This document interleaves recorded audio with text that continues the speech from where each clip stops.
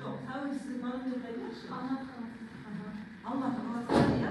Ona bölgelerin var mı? Bitti karşı demelisin.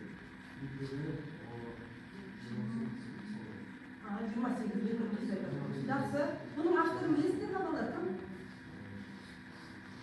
Avtoru? Şoto aman var ekanı. Yaxşı. O 1996 yılı salınır. Yaxşı. 96 yılı salınır. Ağırdanın, aslan ağırdan, ağırdan kalsın gidesiniz. Жақсы. Келесі балалар, Қазақстан қонақ үйі білесіз бе? Менің үйім. Қонақ 25 қабатты, иә? Ол қайда орналасқан? Алматы қаласында орналасқан үйі. Ол келесі өткізген келе жатқан біздің ғимаратымыз бар. Енді қараңдар балалар, сіздерге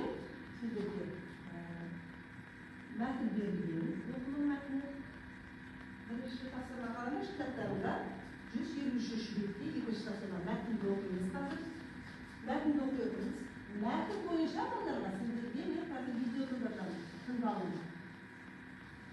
Мәтін бойынша.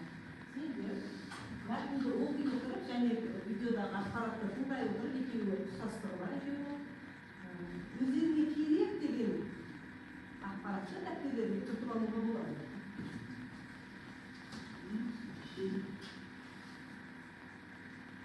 Қазақтың танымал сәулетшілері. Заманауи архитектураның кімді болса да қызықтыратыны сөзсіз. Тәуелсіздік монументі, Ақорда резиденциясы, Қазақстан қонақ үйі тәрізді сәулет өнері туындылары халқымыздың мақтанышына айналған. Ал осы дәулем ғимараттарда тұрғызуға күш салған сәулет өнері майталмандары жайында не білеміз?